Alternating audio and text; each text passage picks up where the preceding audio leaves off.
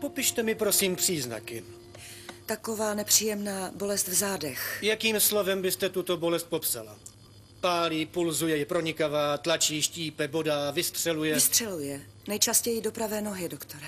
Vaše obtíže jsou způsobeny tlakem plodu na nerv. Můžete se vrátit do práce. Bolest se většinou hodně zhorší, jakmile si sednu, doktore. Někdy se to opravdu nedá vydržet. Pokud si při práci podložíte nohy, bolest by měla ustoupit. Možná by vám pomohl klid na lůžku. Podle mých záznamů se jedná o vaše první dítě, je to tak? Ano. Těhotenství sebou přináší i trochu nepohodlí. S tím se musíte smířit. Tak to prostě je. Za 2 dny se mi přijďte ukázat. Pokud by bolest nepominula, přijďte hned. Pokusíme se snížit citlivost toho nervu. Děkuji, doktore. Co pak nemáte ani trochu slitování, doktore? Členové posádky jsou dospělí. Nebudu je rozmazlovat. Soucit přenechám vám. Máte ho v sobě dost za nás oba.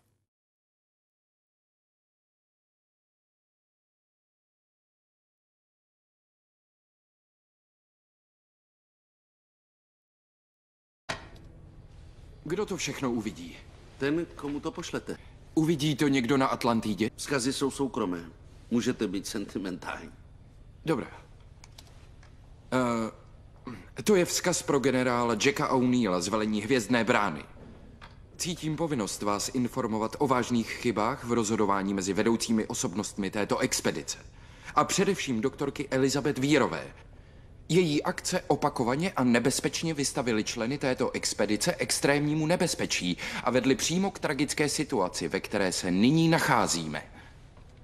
Víte co? Nechám vás tady nahrát si vaše nářky v soukromí. Fajn.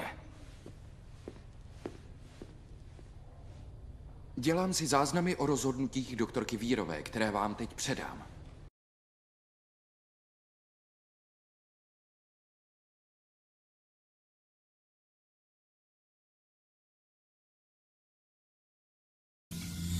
Prosím, udejte důvod lékařské pohotovosti. Cože, PZH typ 1? Nemám nostalgickou náladu, Reginalde. Ale tohle je typ 1 z Voyageru. Byl jsem zkomprimován do datového toku a poslán z delta kvadrantu. Gratuluji. Doporučuji prohlídku 3. Jupiterova měsíce. Slyšel jsem, že výrony lávy jsou letos překrásné. Nejsem zde na dovolené. Přišel jsem, abych vás vyléčil. Přenesl si typ 1 celých 30 000 světelných let, aby mě léčil? Mýlil jsem se, Reginalde. Ty máš smysl pro humor. Řeknete mi, co je tu tak vtipného? Ty jsi mu to neřekl? Co mi měl říct? No já... Jsi zastaralý, podřadný, včerejší zprávy.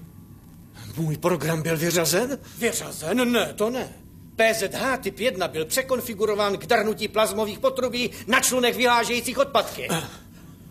Byl jsem léčen typem 3, typem 4 a to nepočítám skutečné doktory z hvězdné flotily. Nikdo mi nebyl schopen pomoci.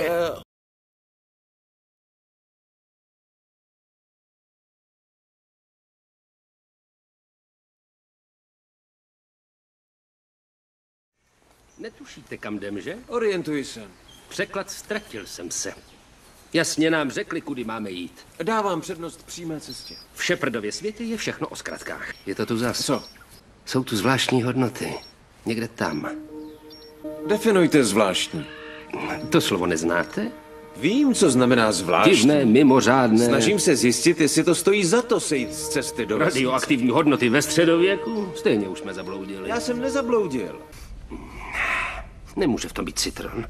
Bude to vynikající. Viděl jste anafylaktický šok? Jste. Připoutejte se.